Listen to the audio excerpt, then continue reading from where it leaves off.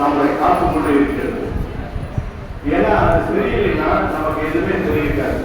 மழை வர நேரத்தில் மழை வரலைன்னா கஷ்டம், வெயில் அடிக்க வேண்டிய நேரத்தில் வெயில் அதிகமாக இருக்குன்னா அது ஒரு கஷ்டம். அதே மாதிரி நோய்களில் மறைஞ்சுன்னா அது ஒரு கஷ்டம். நோய்களில் எப்படி வருது? நாம எத்தனையோ தெய்வங்களை வளர்ந்தோம், இதெல்லாம் ஏதோ உடம்பு பாதிக்கப்பட்டுச்சுன்னா எத்தனை தெய்வத்தை கொடுத்தாலும் உடம்பு நல்லா இருக்கும்னா வேண்டிக்கலாம். அப்போ வேண்டுதல்ங்கிறது வேறு, ஆனால் நடைமுறை வாழ்க்கையில நீ நடந்துகிறது வேறு. நீ எப்படி நடந்துக்கிட்ட, யாரால ஏமாத்துன, யாராட்ட திரும்ப, யாராட்ட பொய் சொன்ன, யாருக்கு உண்மையா இருந்த, யாரை நல்வழிப்படுத்தி கொண்டு வந்த, உன் குடும்பத்தை நல்லபடியா காப்பாற்றினியா, உன் கணவன் பிள்ளைகளை நல்லபடியா வச்சிருக்கியா, இல்ல மனைவியை நல்லபடியா பார்த்துக்கியா?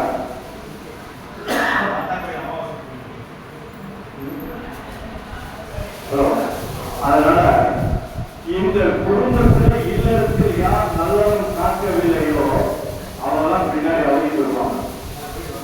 நம்ம சாஸ்திரத்துல சொல்லப்படுது, முன்னிலை இப்ப நமக்கு கர்மாவா வருது, இதுதான் வினையாக வருகிறது அப்படிங்கிறாங்க. அப்போ எத்தனையோ ஜென்மங்கள் செய்துட்டே வருது, நாம கணிக்கிறதுக்கு பாடுபடுறதில்லை, தேசத்துக்கு தான் பாடுபடுறோம்.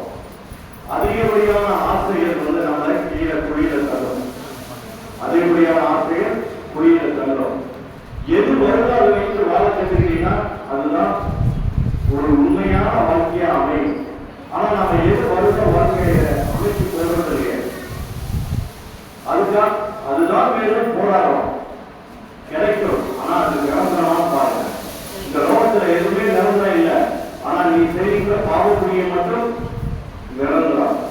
அதை நீ நல்ல யோசனை பண்ணி பார்க்கணும்.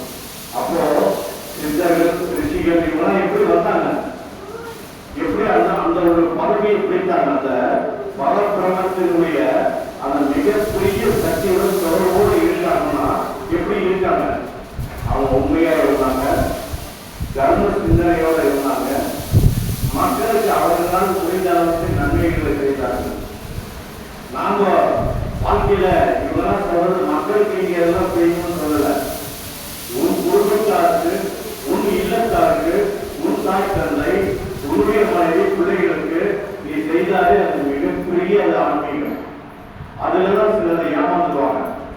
என்ன பண்ணுவாங்க, எனக்கு தெரிஞ்சு ஒரு பையனை படிக்க வைக்கிறாங்க, கிரீன் பார்க் ஸ்கூல்ல படிக்க வைக்கிறாங்க. படிக்க வச்சு அவன் காலேஜுக்கு வளர்ந்தது கிட்டத்தட்ட 15 லட்சம் ரூபாய், 20 லட்சம் ரூபாய் காலி. 15 லட்சம் ரூபாய் 20 லட்சம் ரூபாய் காலினா அவனுடைய நிலைமை என்ன பாருங்க. அப்ப பையன் சம்பாதிச்சு கொடுத்தாதான் வாழ்க்கை. அவனுடைய சம்பாதனை தான் அவனுடைய குடும்பத்துக்கு செலவா இருக்கு. அதே குற்றம் முறையா இருக்கு. இதை எப்படி சமாளிக்கிறது? படிக்கிற பிள்ளை எங்கிருந்தாலும் பிடிக்கும். என்ன நினைக்கிறாங்க, போய் நாம நல்லா பெரிய ஸ்கூல்ல சேர்த்தி பல லட்சம் ரூபாய் செலவு பண்ணி படிக்க வைக்கணும்ங்கிறாங்க. தேவையே இல்லை. என்னை பொறுத்த வரைக்கும் ஒரு மிடில் கிளாஸ் வரைக்கும் ஒரு நல்ல ஸ்கூல்ல சேர்த்திட்டு அதுக்கப்புறம் பிள்ளைகளை நீங்க ட்ரைன் அப் பண்றதுதான் இருக்கு, நீங்க படிக்க வைக்கிறதுதான் இருக்கு, நீங்க சொல்லிக் கொடுக்கறதுதான் இருக்கு. அந்த படிப்பறிவுங்கிறது உங்களுடைய வாழ்க்கை தரத்தை தான் உயர்த்தும். வாழ்க்கை தரம் என்ன, ஒரு இன்ஜினியர் படிச்சா, டாக்டர் படிச்சாலும் ஒரு டாக்டரா உட்காரமா ஒரு இன்ஜினியரா பார்த்துட்டு இருப்பான்.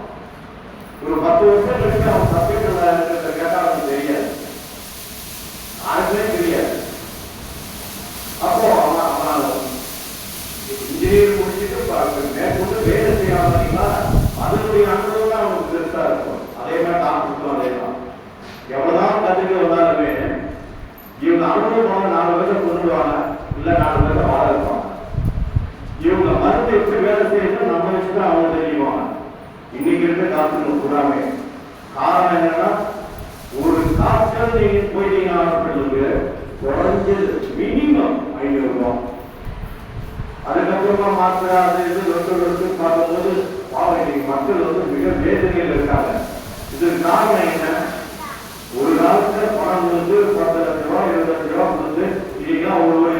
சீட்டு MBBS சீட்டு வாங்கி படிக்க வைக்கிற போது அந்த பணத்தை நம்ம மூலமா சம்பாதிக்கலாம்.